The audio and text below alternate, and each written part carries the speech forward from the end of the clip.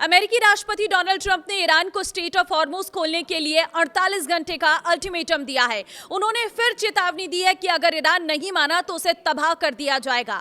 नमस्कार, मैं हूं आपके साथ ममता तिवारी और आप देख रहे हैं न्यूज़ 18 का डिजिटल प्लेटफॉर्म। फिर 48 घंटे की यहां पर चेतावनी राष्ट्रपति ट्रंप ने दे दी है। उन्होंने अपने सोशल मीडिया प्लेटफॉर्म पर एक पोस्ट लिखा है और कहा है कि समय खत्म हो रहा है। उन्होंने याद दिलाया कि पहले उन्होंने ईरान को 10 दिन की मोहलत दी थी, लेकिन अब सिर्फ 48 घंटे बचे हैं। ट्रंप अब तक हॉर्मुज खोलने के लिए ईरान को 3 बार अल्टीमेटम दे चुके हैं। उन्होंने कहा है कि ईरान अगर ऐसा नहीं करता है तो उसके ऊर्जा ठिकानों को निशाना बनाया जाएगा। वहीं ईरान ने ट्रंप के अल्टीमेटम को खारिज कर दिया है। ईरानी सेना में जनरल अली ने कहा है कि ट्रंप का बयान बेबस, घबराहट और बेवकूफी भरा है। इस तरह की धमकी का मतलब है कि आपके ट्रंप यानी कि लिए जहन्नुम के दरवाजे खुल जाएंगे। उन्होंने कहा है कि अगर अमेरिकी जायूनी दुश्मन कोई भी आक्रामकता दिखाता है तो हम बिना किसी सीमा के अमेरिकी आतंकवादी सेना द्वारा इस्तेमाल किए जाने वाले सभी बुनियादी ढांचे, साथ ही जायूनी शासन के बुनियादी ढांचे पर लगातार और विनाशकारी हमले करेंगे। जैसे कि हमने पहले बताया था कि ट्रंप ने ट्रुथ सोशल पर लिखा था कि याद है जब मैंने ईरान को समझौता करने या हॉर्मुज स्ट्रेट खोलने के लिए 10 दिन का समय दिया था। समय तेजी से बीत रहा है और 48 घंटे बाद उन पर कहर टूट पड़ेगा। इसके जवाब में अलीवादी ने चेतावनी दी है कि इस संदेश का सीधा सा अर्थ है कि नरक के द्वार तुम्हारे लिए खुल जाएंगे। ईरान के विदेश मंत्री अब्बास अरागची ने कहा है कि अमेरिका और इजराइल ने बुशहर न्यूक्लियर साइट पर 4 बार हमला किया है। उन्होंने कहा है कि इन हमलों से न केवल ईरान बल्कि पूरे खाड़ी क्षेत्र के लिए गंभीर खतरा पैदा हो गया। अरागची ने सोशल मीडिया प्लेटफॉर्म एक्स पर पोस्ट करते हुए कहा है कि न्यूक्लियर साइट के पास हमले बेहद जोखिम भरे हैं।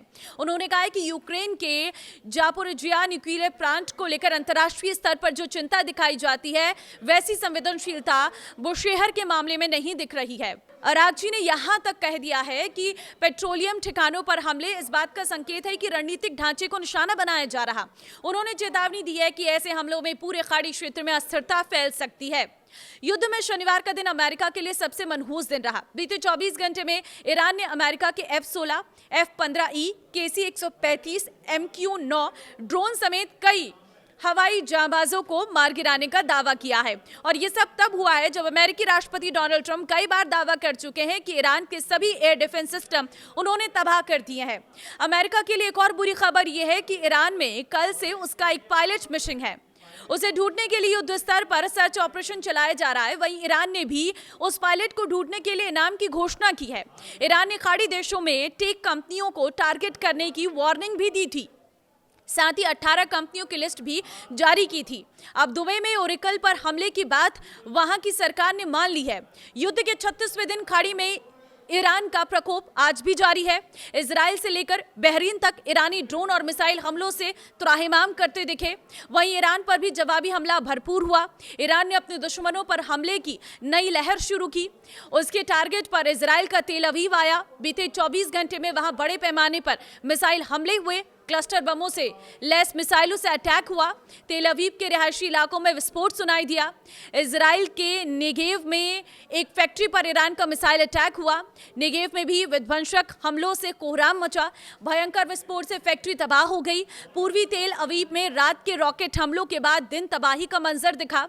तो देखिए, बहुमंजिला इमारतें पूरी तरह से नष्ट हो गई। तो ये वॉर अभी थमता नजर नहीं आ रहा है। अल्टीमेटम पर अल्टीमेटम ट्रंप देते नजर आ रहे हैं और ईरान सभी अल्टीमेटम को सिरे से निकालती नजर आ रही है। ईरान सरकार का कहना है कि हम हर लड़ाई के लिए तैयार हैं और अब देखना होगा कि अमेरिकी राष्ट्रपति डोनाल्ड ट्रंप का इस बार का ये अल्टीमेटम, क्या वो कोई एक्शन लेते हैं इस अल्टीमेटम के बाद, क्योंकि इससे पहले जो अल्टीमेटम दिया गया था उसके बाद अमेरिकी राष्ट्रपति डोनाल्ड ट्रंप का कोई एक्शन ईरान पर देखने को नहीं मिला था। अब आपको क्या लगता है? मुझे कमेंट में अपनी राय जरूर दें।